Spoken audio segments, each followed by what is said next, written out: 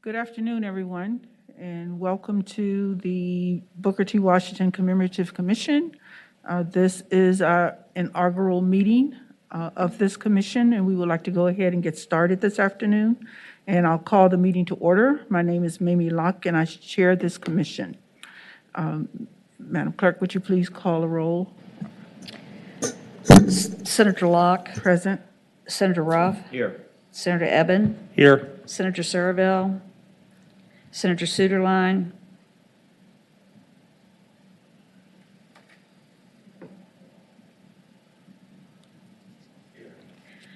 And myself. You have a quorum, Madam Chair. Thank you, Madam Clerk. Again, good afternoon, everyone. As I mentioned, this is our first meeting of this commission that came about as a consequence of Senate Resolution 95 that will investigate commemorating Booker T. Washington, who was born and raised here in the Commonwealth of Virginia. So we will be having some information regarding how we will go about doing this commemoration, and we will begin with the Virginia Department of General Services with Sandra Gill from who is the Deputy Director of General Services, giving us some remarks. Good morning, Madam Chair and members of the Commission. I first want to send my apologies from Joe D'Amico for being unable to attend, so he sent me in his stead, and hopefully the information I provide to you today will be helpful. If not, we will certainly be glad to answer any questions or get back with you at a later time.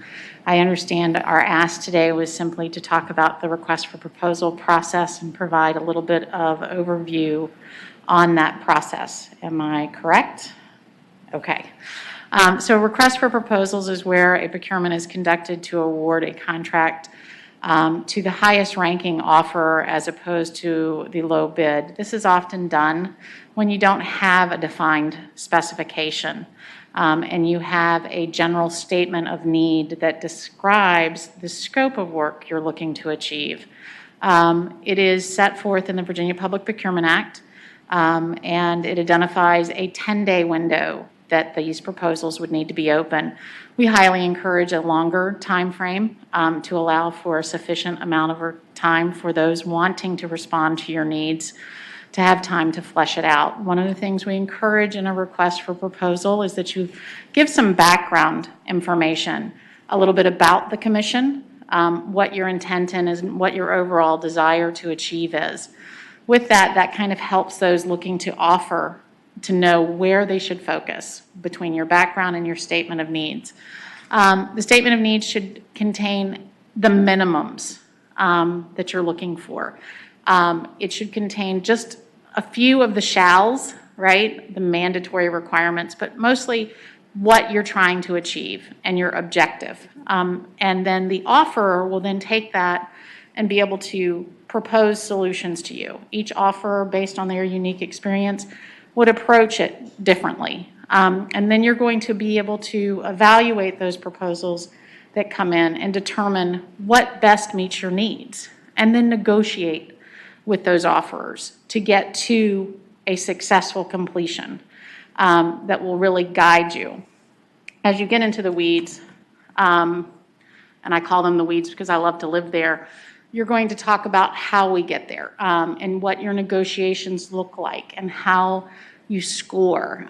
There are lots of nuances to the process, but there are things that can help you along the way. And I would throw out recently that the Senate had one of their employees graduate with their Virginia Contracting Officer license that will walk you through that. So it's really all depending on what the commission needs, but the key is to make sure in your RFP, as you are procuring these services, that you think about mitigating risk to the Commonwealth, that you include the appropriate terms and conditions. You determine what your criteria is that you're going to evaluate on, and unlike others, you're going to evaluate based on what you've included in your RFP. So you're not going to evaluate offerer A against offerer B. You're going to evaluate based on what you asked for in the RFP. Did they respond? Did they include this? When I think of evaluation criteria, one of the things we often remind folks of is you're looking at qualifications, and you want to be not too specific, or you want to spell out that you're looking for qualifications of the firm and their employees.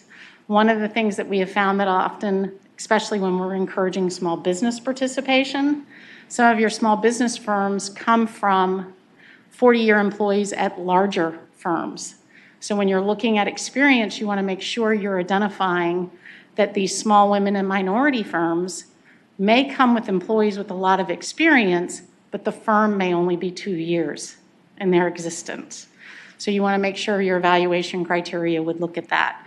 Price can be a factor that you evaluate as an evaluation criteria, but it doesn't have to be, according to the VPPA. You should take it into consideration, but it doesn't have to be an evaluation criteria. Delivery, references. References aren't something that I encourage in the evaluation criteria, because then that means you have to call each reference to be able to score that evaluation criteria. Your evaluation criteria weights, or the basis, if you look specifically at the VPPA, we go with total to 100, right? So where are you going to put your highest number? So qualifications, previous experience, price, small business, right? Are you going to give them a factor? And then when you talk about your purchasing officer and what role they do, the evaluation criteria weights is subjective except for price, and that is where it's then compared against the other offerers. I'll pause and see if I'm headed in the right path. I will pause if there's any questions, and then I can keep going down the process. Are there any questions thus far? Madam Chair, I don't know if this is the appropriate time to ask it, but based on the original resolution, what were the parameters? Were there any parameters set in the resolution as to how we're going to honor Booker Washington? Okay, thank you. Okay. So if you were putting out an RFP for design, you would potentially previous design experience and qualifications of the staff. Their approach to achieving your statement of needs could be something you evaluate. So it's very flexible, and that's the beauty of the request for proposal, that it gives you that flexibility. About the only thing that you cannot negotiate is absolutely nothing. Everything is negotiable in an RFP, so there's no limits. It's only if it's a late response, you can't consider it. Otherwise, you've got an open platform to negotiate all elements, which really gives you that greatest flexibility to meet the needs of the Commonwealth and this commission. When you get into negotiating, we're going to first go back and talk about shortlisting, right, and getting our responses in. So we take our responses that we receive from our offers and we determine who meets our needs to proceed with negotiations. You can shortlist that to 2 to 3, or you can negotiate with all that you receive. If you only receive one offer, you can move forward with that. There's no prohibition on that. You would negotiate. It's unlike professional services where you have to negotiate with just one. You can conduct negotiations with all of them at the same time. And you're going to determine your negotiation points. It's critical that you have a negotiation plan, and it's critical that you have one voice, and you decide the approach, and that you remain in control of those negotiations, and that it's a win-win with the offerer. Those are some of the basics.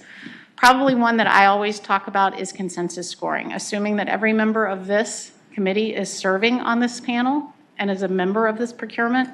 I would suggest you go with consensus scoring. It's where you have taken the time and you read the RFPs and you get together and you all come together and agree on the score that you want to give them. If you do individual scoring, then you then take those scores and you come to an average. So consensus scoring is often a great approach, especially from a standpoint of the FOIA and the files and the review, that everyone came to an agreement as opposed to there being one outlier and those files being FOIA'd. From a membership perspective, I think you guys may want to do consensus scoring. Once the evaluation has happened and the scoring has happened, you're going to go straight to a notice of intent to award or a notice of award to deal with a protest, From there, you will start your contract and have great contract administration. It sounds simple, and it really is a simple process with a lot of planning. Having lived it for so many years, I say it's simple, but I know it can be complex, and DGS is here to support, as we always are, if the commission needs help with this process. I would say the average time that an RFP is left on the street is 30 days. So from 30 days from issuance to allow the offerors a time to respond.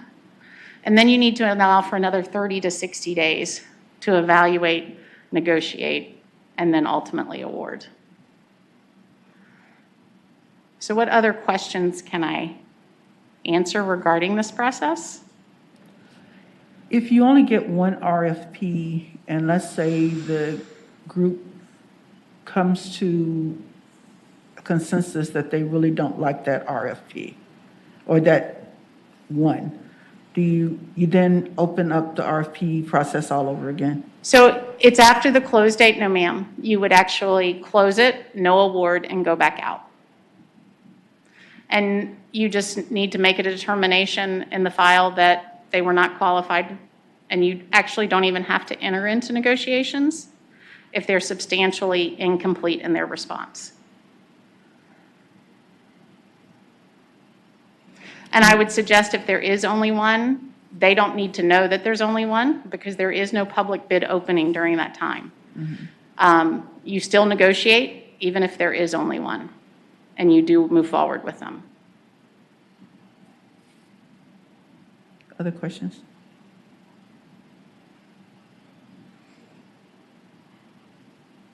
Okay. Thank you. Okay, thank you.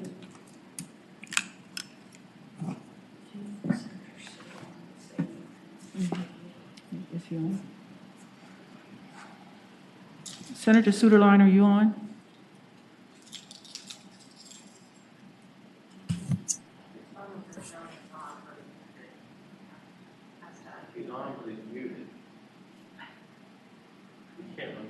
Senator Suderline, can you unmute yourself?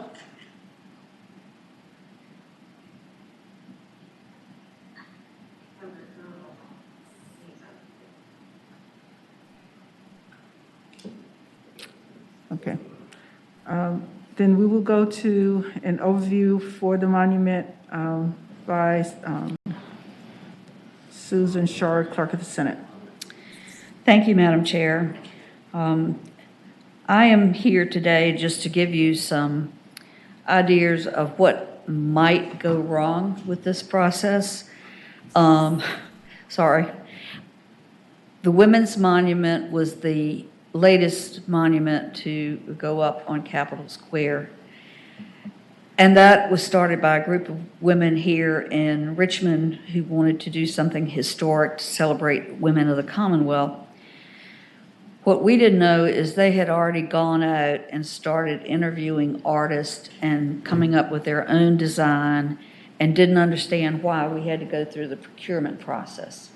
So that set us back after all the negotiations with them, probably about 2 years. We finally came up with an RFP and we sent it out. We sent it to some sculptors we knew, we sent it to some studios, and we received 36 responses. We went through those 36 and narrowed it down to 5, and during the interviews with the 5 artists, one of the things that we asked was if they would be willing to make changes to their design, and 2 of them said no. They would not change anything about their design, no matter what the committee said. So it was decided that we were not going to move forward with them, and we narrowed it down to 3 They came in and brought models, actual models of their design. We spent an afternoon interviewing each of the three and talking about their designs. They were all three willing to make any changes we wanted. We finally ended up with Studio Ice. At that point, we voted. The vote was unanimous, and then some of the original proposing members decided they wanted to do it all over again. So, anyway, we did manage to come up with a design, and that's the design you see on Capitol Square today. So that was done by Studio Ice out of New York. They also did the Thomas Jefferson statue in the Capitol. When Senator Suderline first introduced his resolution two years ago, and what he really wanted was a statue. He didn't want just a bus, he wanted a statue. And that died in House Rules Committee. So then he came back and asked what he could do, and I suggested maybe a bust in the old Senate chamber, since that was under control of the Senate. And that's when he introduced his Senate resolution, and it only went to the Senate Rules Committee and was passed unanimously. I don't know whether he has an artist that he's talked with. I don't know if he has any thoughts about that. I haven't talked to him about a possibility of an artist. With the Women's Monument, we had hoped to find an artist that we could agree on from Virginia. That didn't happen. Of the last three, we had New York, we had California, and I have forgotten where the other one was from, but not Virginia. But it's important to start off with everyone understanding the rules, so that you don't have this group going off and talking to people and making decisions that are not appropriate under the Procurement Act. And they, just from that monument, they were some of the things that I thought should be brought forward and mentioned, because it's very important for the group to move forward together and have consensus, which is not always easy with art, but we survived the Women's Monument, so we'll survive. Madam Chairman, did the original resolution designate where it was to be placed Yes. in the old chambers specifically? Okay, thank you. I believe Senator Suderline is available now. Senator Suderline?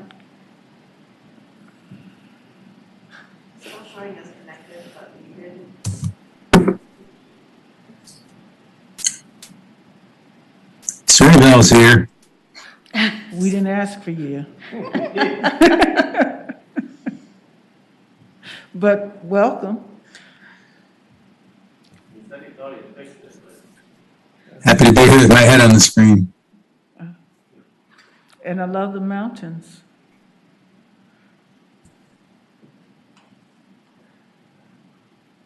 Okay. He thought he had fixed it.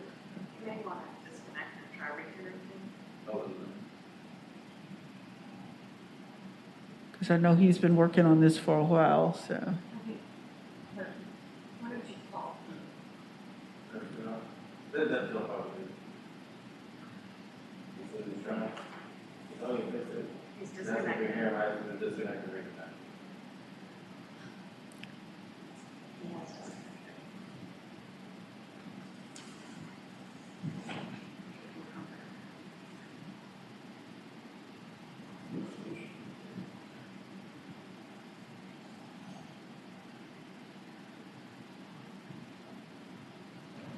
Madam Clerk, can you go over again the process by which we would determine the artist? I don't know if Senator Suderline has an artist in mind. He's not mentioned anything to me about that. I know that the last bust that went into the old house chamber was of Andrew Lewis, and that sculptor was from Roanoke, I believe. But he hasn't said anything to me. What we did was, with the Women's Monument, we sent the RFP to studios we knew about and to artists that the proponents group had talked with already, and just in general, I mean, we even had submittals from Turkey and Europe. I don't know how they got the RFP, but they did. Okay, there he is. Senator Suderline? Madam Chair, Okay, we got you. wonderful. Thank you. I appreciate the help helping us navigate over the mountains here. First, thank you, Madam Chair, for convening this meeting. I'm greatly appreciative of it and look forward to starting this process. Appreciate. I was able to hear our clerk provide information on how this came to be through the process, and also some of the advice based on other monuments.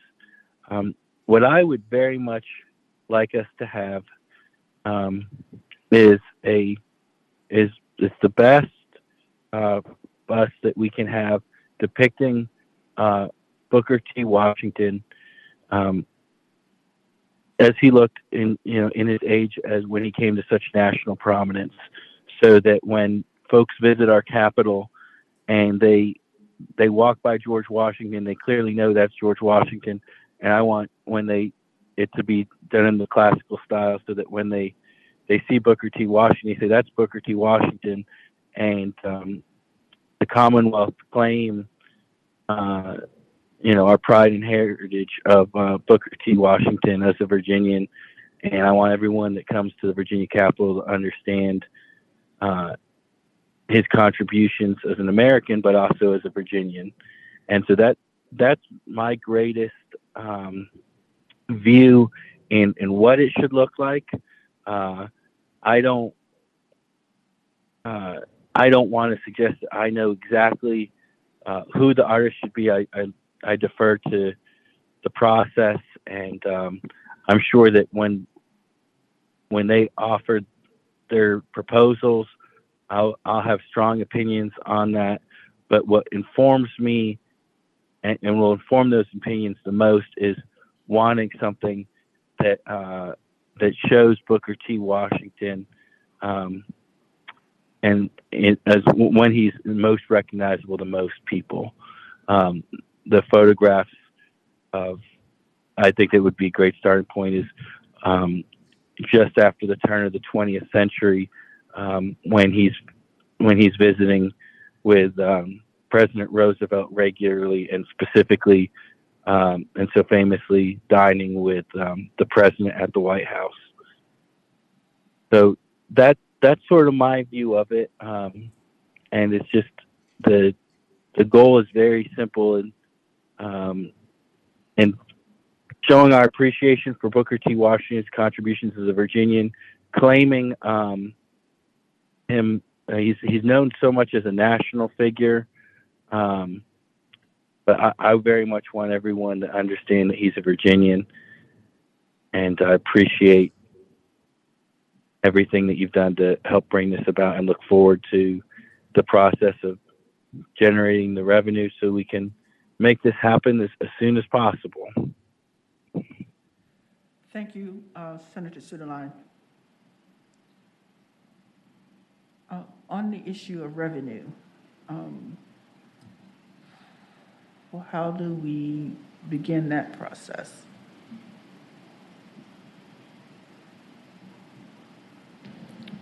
Madam Chair, Senator Suderline and I have talked with Colleen Messick, who is the executive director of the Virginia Capitol Foundation.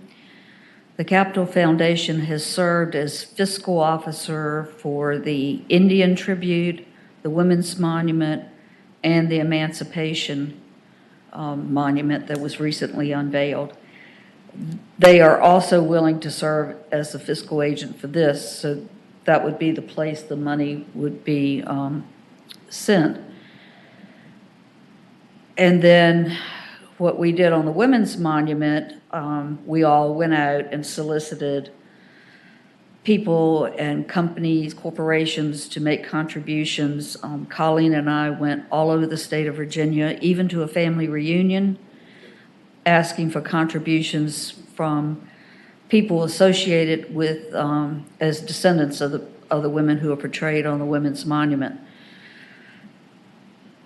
And Senator Suderline, I think you indicated that you had some people who might be interested in donating.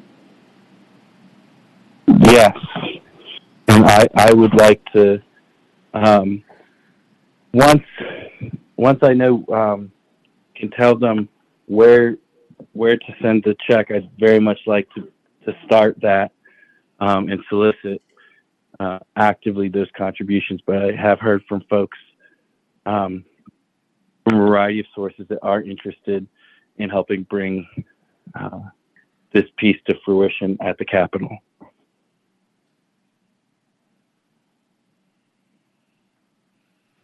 Madam Chair, Senator Eben? can I ask the clerk, is there any way to get a range of what we might need to raise? I mean, I know the Women's Monument is a much bigger undertaking with outdoor statues and the whole setting, but do we have a sense as to what kind of range of fundraising might be required? We can check into that and get an idea. Each figure on the Women's Monument costs $200,000.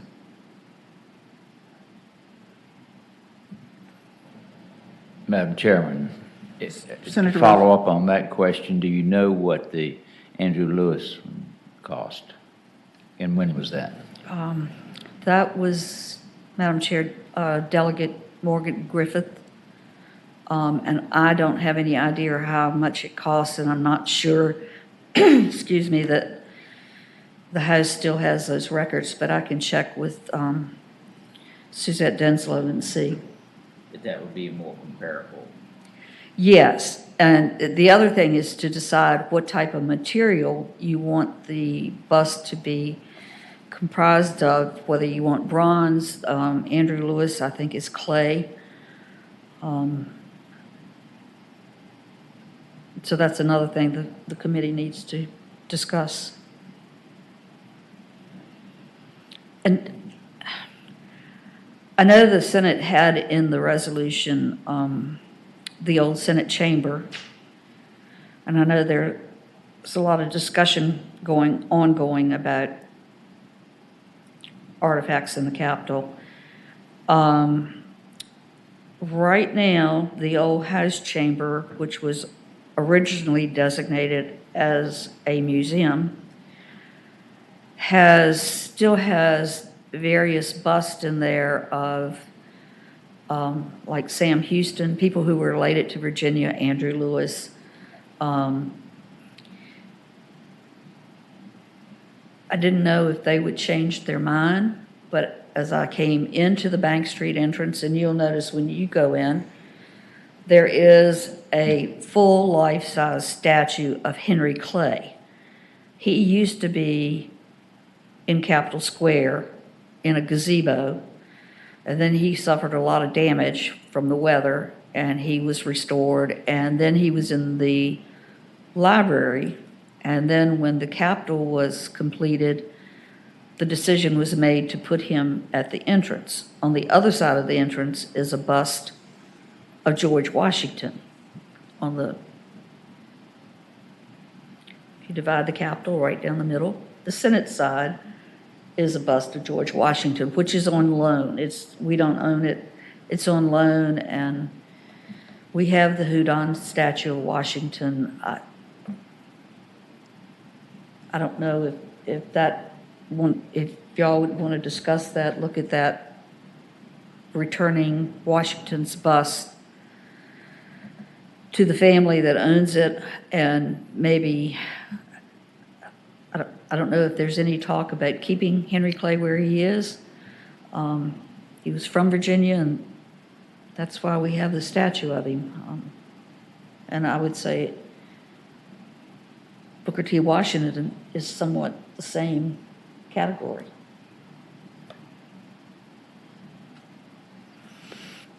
Madam Chairman, if the resolution called for it to be in the old Senate chambers, does that mean we have to go back to the General Assembly to change that? If we chose to even think about it.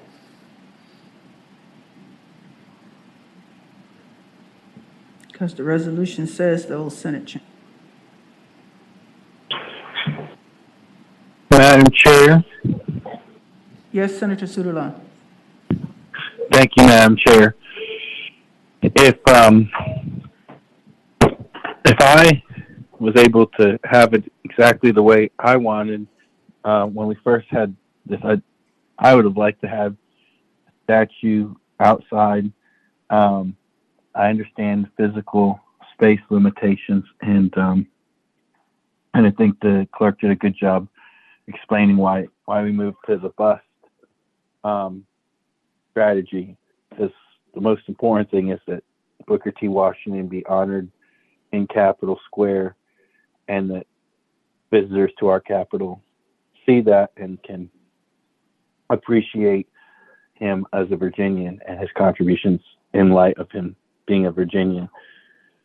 And so I then was hoped to have put his memorial bust in the old House chamber originally, once it moved to a bust, because the folks that were in there that were honored that's where most folks were honored, outside with busts outside of the Virginians that had been elected president of the United States. And there were a lot of Confederates that were in there. And I thought that Booker T, it was my understanding that outside the rotunda, that was one of the most visited places in the entire building. And I wanted to maximize visibility. And so all these other folks had thought that all those folks should be put there to be memorialized and honored, that I wanted Booker T in the place that was most visible. It was then the House, like the clerk said, the House, they didn't want, they thought they controlled the House chamber, and they didn't want any suggestion on what ought to be done there.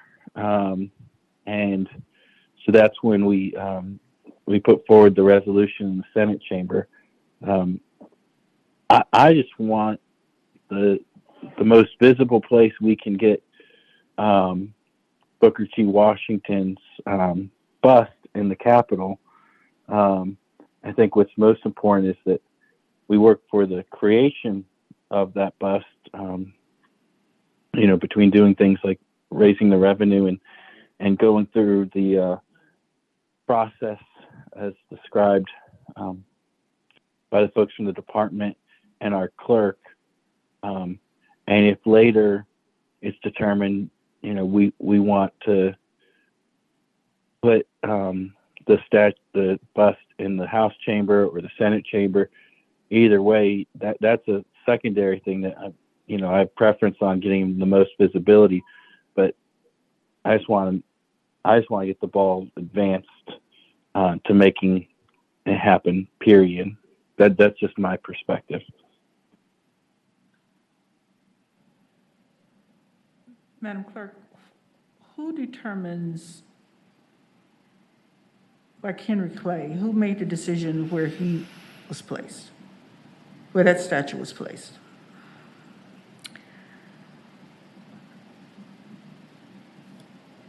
It was brought up by the library, if I remember correctly.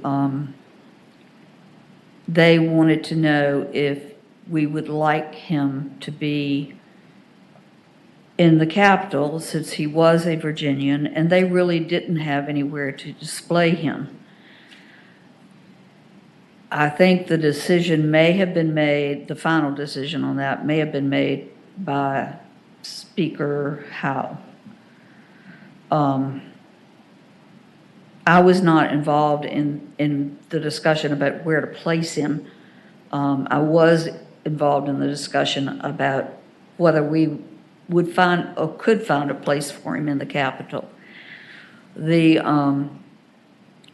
opposite where he is the bust of Washington, and we had nothing planned for that space, and then this family offered to loan us the bust, and we graciously accepted it, but knowing that we were not owning it, it was just on loan. Just to have something to fill that space. Okay. What does the Capital Preservation Group, what kinds of decisions do they make? The Capital Preservation Council does not actually make decisions. They were established as an advisory committee to work with DGS and bring in expertise on architecture and historical artifacts and landscape. So they're basically an advisory committee. They also advise the clerks on educational programming in the Capitol and exhibits in the Capitol. And they're a very involved group these days.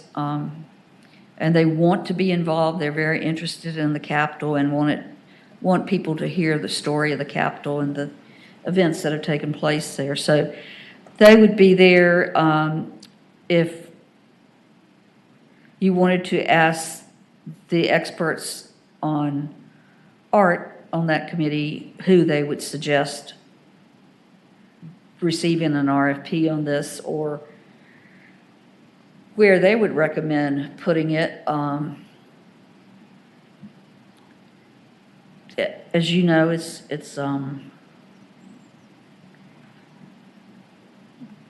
not an easy discussion these days.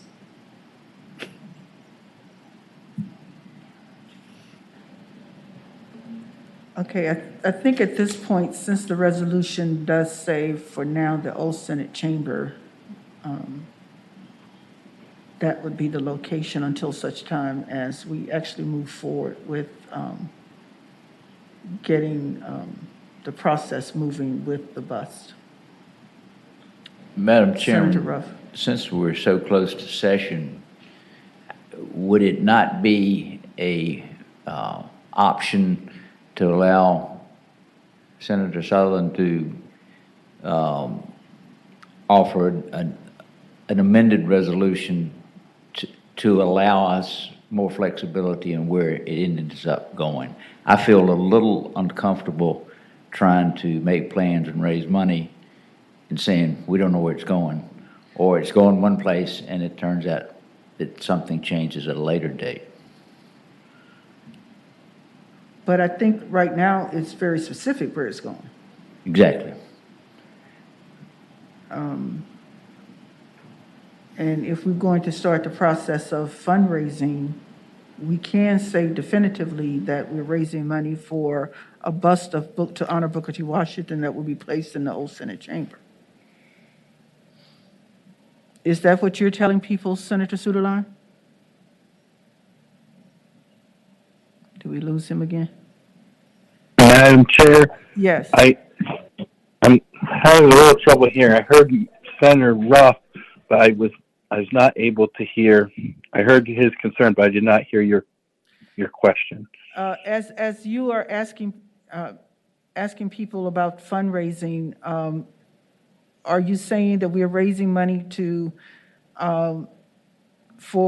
commemorate Booker T. Washington with a bust, are you telling them that it's going to be located in the old Senate chamber? Are you not saying anything about where it would be located? When I've talked with folks about it, I always say that it would be in the Capitol. Um, and most people aren't that familiar with the old House chamber versus the old Senate chamber or anywhere else. I've just been telling folks that, when I was advocating for the proposal that, we were going to get Booker T. Washington honored in Capitol Square. And then when it was clear that it was going to be a bust rather than a statue, I said it'd be in the Capitol. I think when I presented to Senate rules, I said specifically, this is what the resolution calls for. But the folks that I've talked to about it, that are enthusiastic about the idea of Booker T. Washington being honored, I don't hear folks say, oh, it needs to be in the House chamber or the Senate chamber or anything.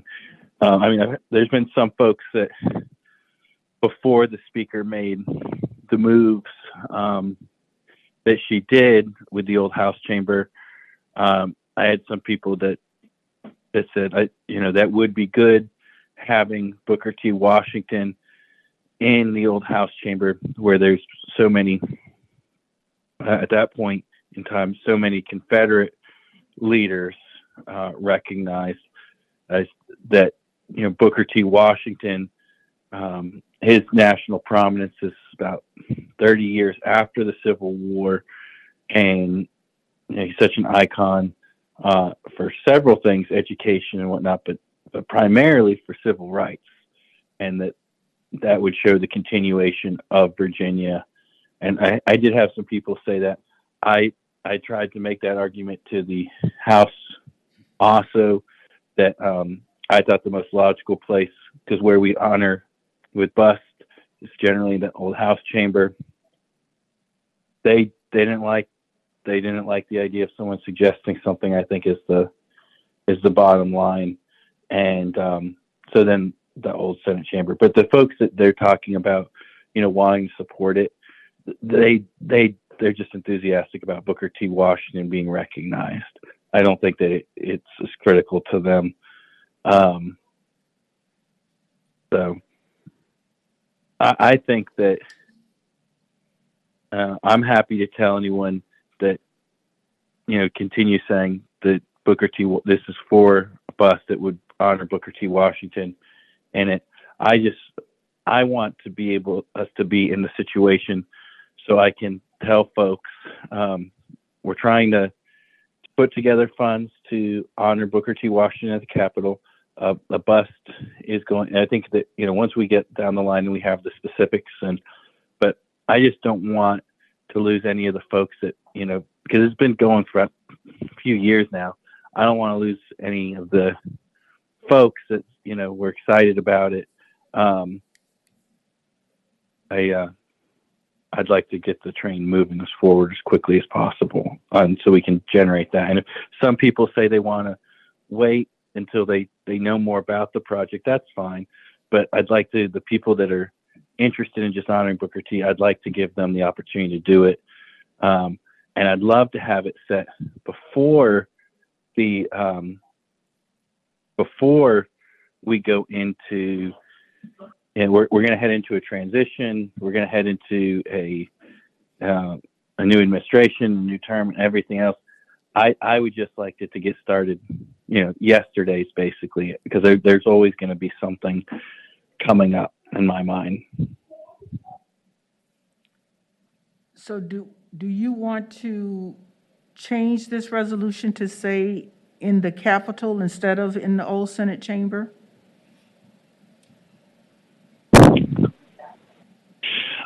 I'm open to doing that. I trust I appreciate that you support honoring Booker T. Washington so much as well. So it does matter where he is in the Capitol. I would be every place in the Capitol is special and just the fact that it's in the Capitol, but there are some places that generate more foot traffic, and I would like to make sure that he is honored in a place that has that.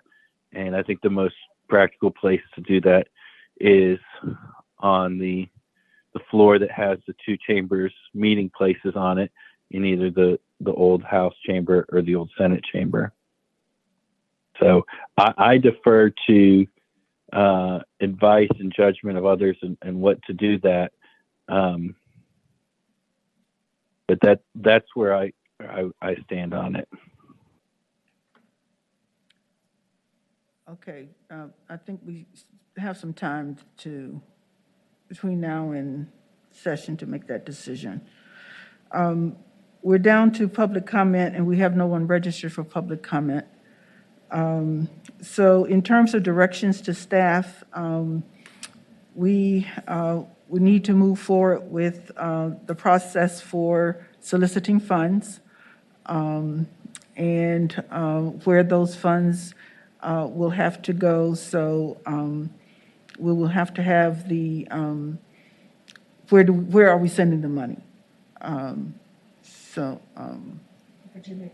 Yeah. The Virginia Capital Foundation, and they use our PO box. Oh, okay. And other information that I think for us as a commission, I think further discussion is we need to get into the weeds. I had to use Ms. Gill's terminology, is determining how do we go about determining artists, and that Senator Suderline, we're going to need your input on that. And what do we want this bus to look like and all of that. We don't have to decide that today, but we need to get the ball rolling on that as well. Anything else that I left out, or anything else that we need to discuss further, Madam Clerk? No, ma'am. I think the important thing is letting people know where their funds can be sent. This group deciding what type of composition they want the bus made of, and what age. And I think Senator Suderline has some strong feelings about that. Right. The age that they want to use. I know I've seen several photographs, and that might be something to bring up at the next meeting. Talk about that. Okay. Even with the right now, if you start it right now, it would be after the session before we really got to making a decision on the artist. Right. Yes, ma'am. Madam Chairman, Senator Servo. thanks. And I appreciate the Madam Chairman appointing me to this commission. Booker T. Washington grew up about 3 or 4 or 5 miles from where my grandparents' home place was. And I would just note that Henry Clay is also my cousin, so I hope I don't have to choose. But well, that's reason to put him out. But anyway, go ahead. but I was just saying that I would find it helpful, or I think it might be helpful to everybody. I'd be curious if people thought, is if we had one of our meetings at the Booker T National Monument. I don't know if they even have meeting facilities there or a place to meet, but I haven't been on a tour of that place in probably 30 years. But his home place is a national monument. It's a full-time National Park Service staff there, and I'm sure there's some things there that would help inform us as to the task that's before us. And so, if they don't have a meeting facility there, I'm sure there's stuff nearby. I'm sure Senator Stanley would give us his law office. But in any event, I just think it might help us with our task to just go see what they have and be a little hands-on there to sort of inform us a bit. It was just an idea I had. Thank you.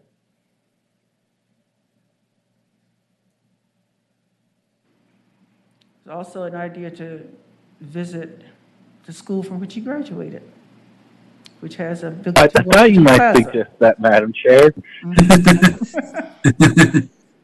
I think both are wonderful places. Okay, anything further? Oh, I'm sorry. Go ahead. No, I just thank you for the opportunity, Madam Chair. Madam Clerk is spot on the advice of the life lessons through the Women's Monument. And as you guys are identifying and talking about the things associated with, is it a bust, is it a full-size statue, where is it located, that all comes into that scope of work. And you do run that challenge as you run into starting fundraising. There are people that have interest and want to provide their things that can be done to make sure you always refer them back to that there will always be a procurement done, that there's no commitment. If they talk to an artist or an artist does an outreach to someone that's a member of this commission, strongly encourage that those artists that happen to be spoken to or outreach, that they're given the parameters, that there will be a procurement and that this will happen. But Madam Clerk is 100% correct that this is a lengthy process, especially as you begin to define what the monument will look like. There can be informal meetings with artists, and certainly some of the life lessons through this is that you would include in the requirements that anyone submitting a proposal has to be agreeable to change their design based on feedback from the commission. That would either have someone choose not to respond or already have the table set and maybe reduce the number of responses you get. So there's certainly some things that we can do to support and help as you go through all of this. Thank you, appreciate that. Madam Chair? Senator Eben. I just wanted to suggest for a future meeting, if the location of the bust or monument is not settled, perhaps we could have maybe a PowerPoint with just a picture of the spots where it might be that we could just show so that people who are watching the meeting online or in the room, that we'll all be on the same page and see, because I'm not exactly sure of all the spaces that were referred to before. I think that'd be helpful for people. Okay, sure. Well, thank you all for coming this afternoon, and thank you for all of your input. And we will send out a doodle poll for, we probably will not have another meeting before session.